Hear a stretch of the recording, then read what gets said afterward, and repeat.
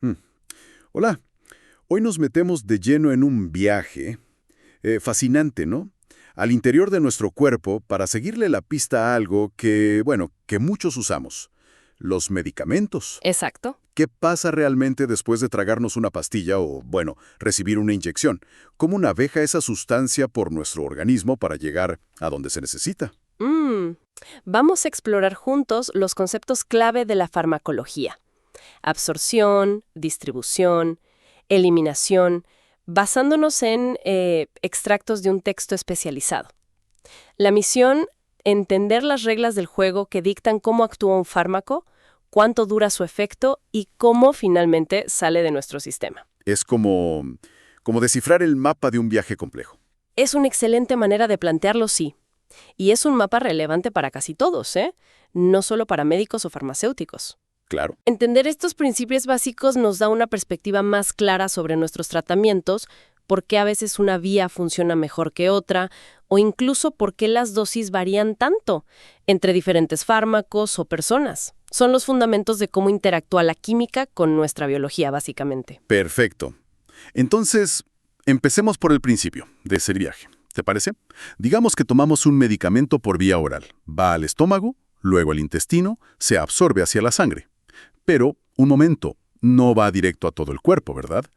Hay una parada obligatoria importante, sobre todo por vía oral. El famoso efecto del primer paso hepático. Así es, justo eso. Antes de que la sangre que viene del tracto gastrointestinal se distribuya al resto del cuerpo, pasa casi toda por el hígado. Y el hígado es, bueno, nuestro principal centro metabólico. Imagínenlo como una especie de aduana bioquímica súper eficiente. Una aduana. Me gusta. Claro, el efecto del primer paso se refiere a que en esa primera pasada por el hígado, una porción, a veces muy significativa, de muchos fármacos es metabolizada, o sea, transformada químicamente. Y a menudo esta transformación inactiva el fármaco. O sea que parte de la dosis que tomamos puede ser, digamos, desactivada por el hígado antes siquiera de tener la chance de hacer su trabajo. Exactamente. Y esto tiene implicaciones enormes, ¿eh? Para algunos fármacos muy comunes, piensa en ciertos medicamentos para la presión arterial o incluso analgésicos como la morfina oral. El hígado es tan eficiente que puede inactivar más del 70 u 80% de la dosis absorbida. ¡Wow! Es muchísimo. Sí, es impresionante y es una razón fundamental por la cual las dosis orales a veces son mucho, mucho más altas que las dosis inyectadas del mismo fármaco, o por la que se buscan vías alternativas como la sublingual o los parches transdérmicos que se saltan este primer paso hepático. No es que el fármaco no se absorba, ojo, es que se elimina metabólicamente antes de llegar a la circulación general. Entendido. Es como un peaje metabólico que puede ser muy caro para algunos fármacos. Vale. Ahora, una vez que el fármaco supera ese primer paso, o si se administra por otra vía, para actuar necesita llegar a sus células diana. Y eso implica cruzar barreras, ¿no?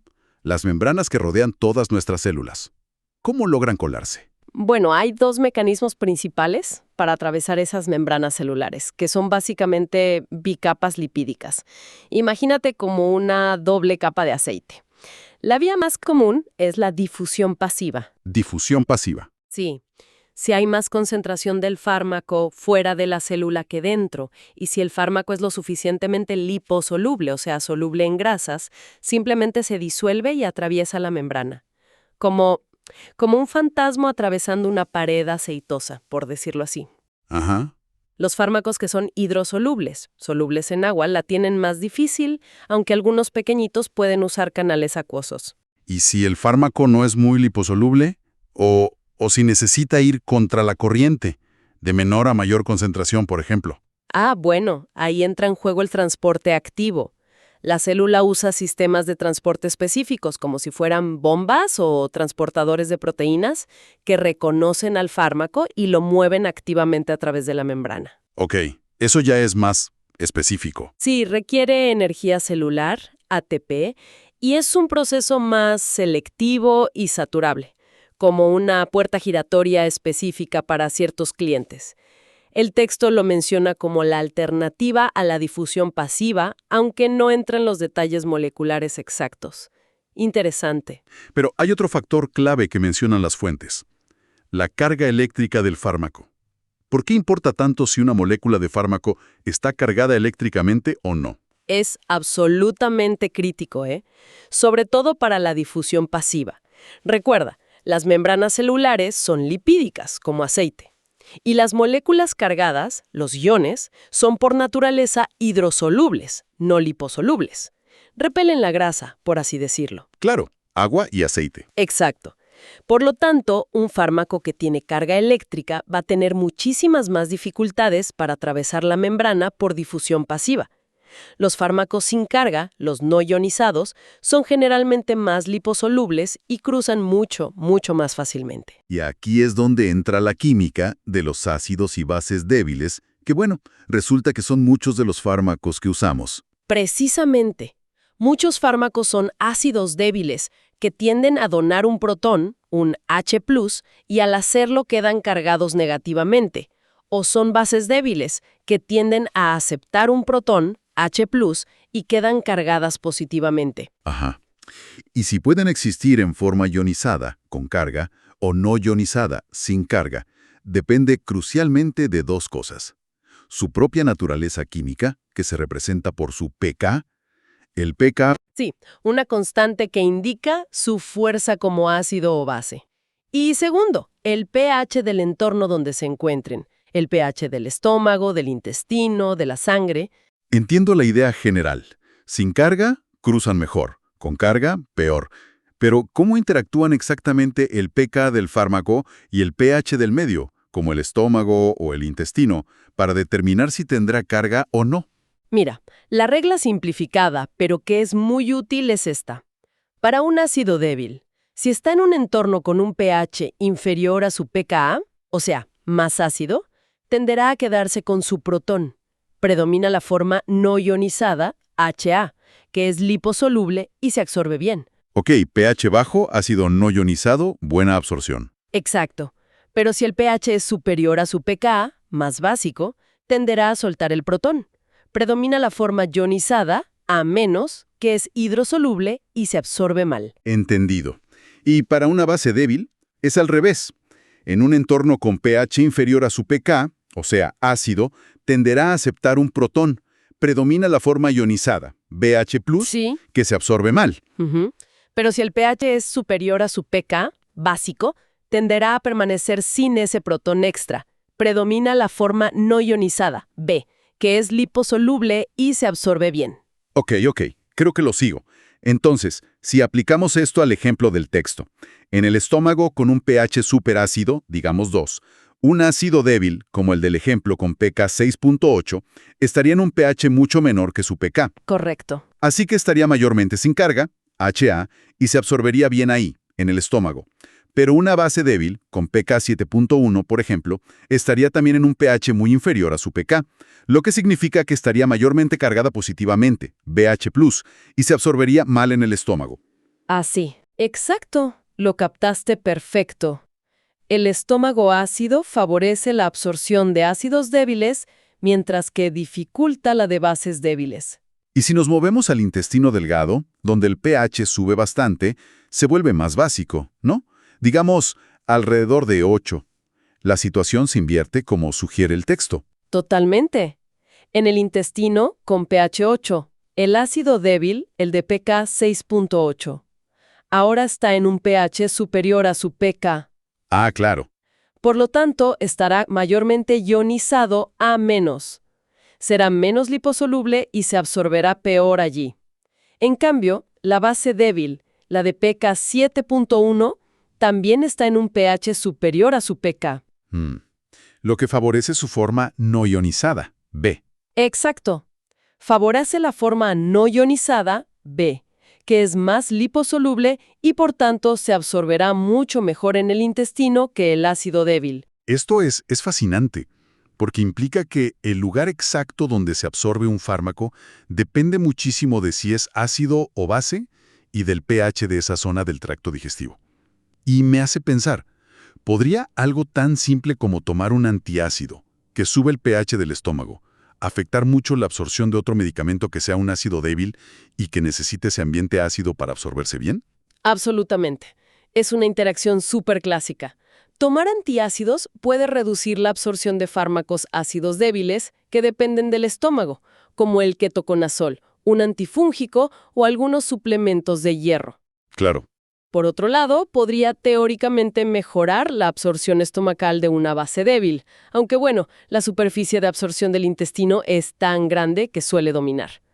Esto subraya cómo el diseño de fármacos, por ejemplo, usando cubiertas entéricas que resisten el ácido, Ah, las pastillas con cubierta especial. esas mismas, o las recomendaciones de administración como tomar con o sin comida, evitar ciertos alimentos o medicamentos al mismo tiempo.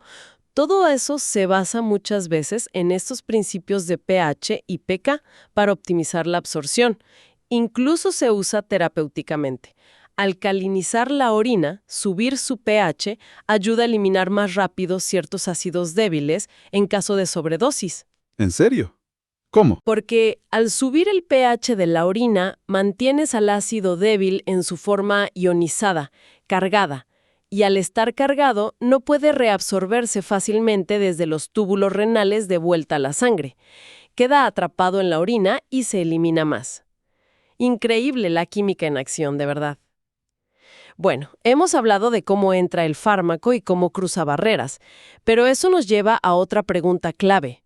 De todo lo que administramos, por ejemplo, oralmente, ¿qué fracción realmente consigue llegar intacta a la circulación sanguínea general, lista para distribuirse? Aquí entra el concepto de... Biodisponibilidad. Efectivamente, la biodisponibilidad, que a menudo se expresa como un porcentaje, F%, es justamente eso, la fracción de la dosis administrada por una vía que no sea la intravenosa, oral, intramuscular, subcutánea, la que sea. Ok, que no sea directo en vena. Exacto. La fracción que alcanza la circulación sistémica sin cambios, comparada con la misma dosis administrada directamente por vía intravenosa IV. La vía IV se considera el estándar de oro el 100%, porque claro, todo el fármaco entra directo al torrente sanguíneo. ¿Y cómo se mide eso en la práctica? El texto menciona algo del área bajo la curva o AUC. Suena técnico. Sí, suena técnico, pero la idea es bastante intuitiva. El AUC, o área bajo la curva de concentración plasmática versus tiempo, es la métrica estándar. Imagínate un gráfico donde mides la concentración del fármaco en la sangre a lo largo de muchas horas después de darlo. Ok, una curva que sube y luego baja. Exacto.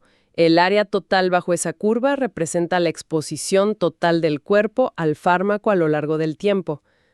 Para calcular la biodisponibilidad F de una pastilla oral, por ejemplo, mides el AUC después de dar la pastilla y lo divides por el AUC que obtienes después de dar la misma dosis por vía IV. Multiplicas por 100 y tienes el porcentaje. Ah, vale, comparas el área oral con el área IV. Eso es. Es una medida fundamental, por ejemplo, para demostrar que una versión genérica de un medicamento es bioequivalente a la marca original. Tienen que tener AUCs muy similares. El ejemplo del New Drug en el texto lo ilustra muy bien, ¿no? Al principio, vía oral tenía una biodisponibilidad del 75% y descubrieron que parte se inactivaba en el ácido del estómago. Sí, y lo interesante es la solución que encontraron. Al ponerle una cubierta gastroresistente que protege al fármaco del ácido estomacal y permite que se libere recién en el intestino, donde el pH es más adecuado y quizás hay menos degradación para ese fármaco en particular, la biodisponibilidad subió al 95%. Eso es un salto enorme, del 75 al 95%. Muchísimo. Muestra cómo entender estos factores, degradación, primer paso hepático, características de absorción, y aplicar la tecnología farmacéutica para mejorar la biodisponibilidad puede ser crucial para que un medicamento sea eficaz y práctico para los pacientes. No basta con que la molécula sea activa in vitro, tiene que poder llegar a la sangre en cantidad suficiente. Totalmente. Y también explica por qué a veces nos dicen, tome esto con comida o tome esto con el estómago vacío. Exacto.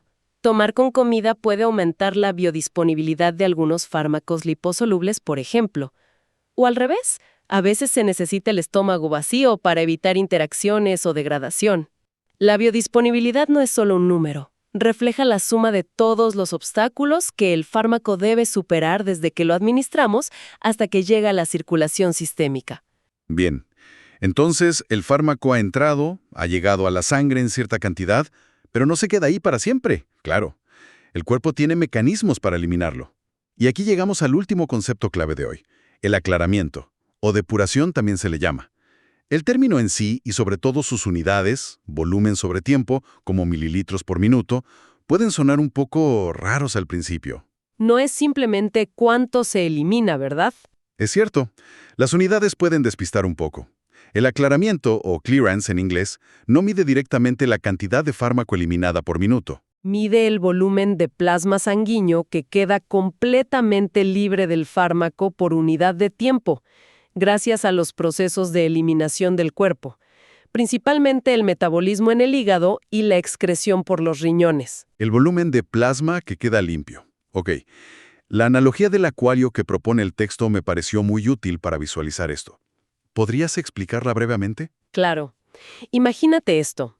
Tienes un acuario de 10 litros con una concentración inicial de suciedad de 1 miligramo por mililitro. Vale, 10 litros, 1 miligramo mililitro. Y tienes una bomba con un filtro que saca agua, la limpia y la devuelve al acuario. Supongamos que esta bomba filtro procesa 1 litro de agua por hora. Ese 1 litro por hora es el aclaramiento. Ok, el aclaramiento es la capacidad del filtro. 1 litro H. Exacto. En la primera hora saca 1 litro de agua que contiene 1 miligramo mililitro de suciedad. Así que elimina 1000 miligramos. 1 litro, 1 miligramo mililitro. El agua limpia vuelve al acuario, así que sigues teniendo 10 litros, pero ahora la concentración es menor, ¿no? 0.9 miligramos mililitro. Claro, porque eliminaste 1000 miligramos de los 10.000 totales. Perfecto. Ahora, en la segunda hora, la bomba sigue procesando 1 litro. Es su capacidad constante. Pero como la concentración ahora es 0.9 miligramos ml, en ese litro solo elimina 900 miligramos. Ah, elimina menos cantidad porque el agua está menos sucia. Justo. Y la concentración baja a 0.81 miligramos ml. Y así sucesivamente. Ya veo, el filtro siempre limpia el mismo volumen por hora, 1 litro por hora, que es el aclaramiento. Pero la cantidad de suciedad que elimina por hora va disminuyendo a medida que la concentración en el tanque baja. Y como el agua limpia vuelve, nunca vacías el tanque completamente en 10 horas. Es un proceso de reducción porcentual constante, digamos. Esa es la clave. El aclaramiento representa la eficiencia del sistema de limpieza, del cuerpo, el hígado, los riñones, en términos de volumen de plasma depurado por tiempo. Es un concepto más abstracto que la simple tasa de eliminación, que sí depende de la concentración. La tasa de eliminación sería los 1000 miligramos hora, luego los 900 miligramos hora. Exacto, pero el aclaramiento, 1 litro, es muy útil porque, para muchos fármacos, es constante dentro del rango terapéutico de concentraciones. La fórmula matemática que lo relaciona es: aclaramiento es igual a la tasa de eliminación dividida por la concentración plasmática. Si lo reordenas, ves que la tasa de eliminación es igual al aclaramiento multiplicado por la concentración plasmática. Entendido. Y normalmente hablamos de aclaramiento corporal total, que sería la suma de la capacidad de limpieza de todos los órganos que participan, principalmente hígado y riñones. Correcto. El aclaramiento total es la suma del aclaramiento hepático, debido al metabolismo, y el aclaramiento renal, debido a la excreción en la orina. A veces hay contribuciones menores de otros tejidos también. Y es un parámetro farmacocinético fundamental. ¿Por qué fundamental? La semivida de eliminación del fármaco, o sea, cuánto tiempo tarda en reducirse su concentración a la mitad. Ah, la famosa semivida. Exacto. Cualquier cosa que afecte la función del hígado o los riñones, la edad, una enfermedad, otros medicamentos que interactúen, puede alterar el aclaramiento y por lo tanto requerir ajustes en la dosis del fármaco. Tiene todo el sentido. Entonces, si juntamos todas las piezas del rompecabezas, el fármaco se administra, una parte puede perderse por el primer paso hepático si es oral. Luego debe cruzar membranas, influido por si es liposoluble, y su estado de ionización que depende del pKa y el pH. La fracción que realmente llega a la sangre define la biodisponibilidad y finalmente el cuerpo lo elimina con una eficiencia que medimos con el aclaramiento. ¿Es una buena síntesis de todo este viaje? Es una excelente síntesis de la travesía, sí señor. Esos procesos, absorción, distribución, que bueno, hoy no detallamos pero se relaciona con cómo el fármaco sale de la sangre a los tejidos, metabolismo y excreción, ambos contribuyen al aclaramiento, conocidos por el acrónimo ADME. ADME. Son los que definen el perfil farmacocinético de un medicamento. Determinan cuánto dar, con qué frecuencia y cómo esperar que actúe en el tiempo. Son la base de la dosificación. Y entenderlos, aunque sea a nivel conceptual como hicimos hoy, nos ayuda a apreciar por qué el desarrollo de fármacos es tan increíblemente complejo, ¿no? No es solo descubrir una molécula que funcione en un tubo de ensayo. Para nada. Y no, lograr que navegue exitosamente todo este recorrido ADME en un organismo vivo y complejo como el nuestro. Y también ilumina por qué la respuesta a los medicamentos puede ser tan variable entre personas. Sin duda alguna. Pequeñas diferencias genéticas en las enzimas que metabolizan o en los transportadores, diferencias en la función renal o hepática por edad o enfermedad, interacciones con otros fármacos o incluso con alimentos. Todo puede influir en uno o más de estos pasos ADME y llevar a respuestas muy distintas con la misma dosis. La farmacocinética personalizada es un campo que está creciendo mucho y busca justamente eso, predecir y ajustar tratamientos basándose en estas variabilidades individuales. Absolutamente. Y esto me deja pensando algo. Si ya vimos que algo como el pH local puede ser tan determinante para la absorción de muchísimos fármacos, los ácidos y bases débiles, y sabemos que hay variaciones naturales en la fisiología digestiva entre personas, o que nuestra dieta y lo que bebemos puede alterar ese pH momentáneamente, ¿hasta qué punto estas variaciones normales del día a día podrían estar afectando sutilmente, pero quizás de forma acumulativa, la eficacia o incluso la seguridad de los medicamentos que tomamos crónicamente? Es una pregunta muy pertinente. Es una pregunta muy pertinente. Quizás no siempre lo consideramos, pero la interacción entre la química del fármaco y la dinámica cambiante de nuestra propia biología es constante y muy íntima. Es algo en lo que vale la pena seguir profundizando, ¿no crees? Totalmente de acuerdo. Abre todo un campo de reflexión sobre cómo optimizar realmente los tratamientos en la vida real. Bueno, con esa reflexión cerramos nuestro análisis de hoy sobre el viaje de los fármacos por el cuerpo. Esperamos que esta exploración de la absorción, la biodisponibilidad y el aclaramiento haya sido reveladora y sobre todo útil. Gracias por acompañarnos. Gracias. Hasta la próxima.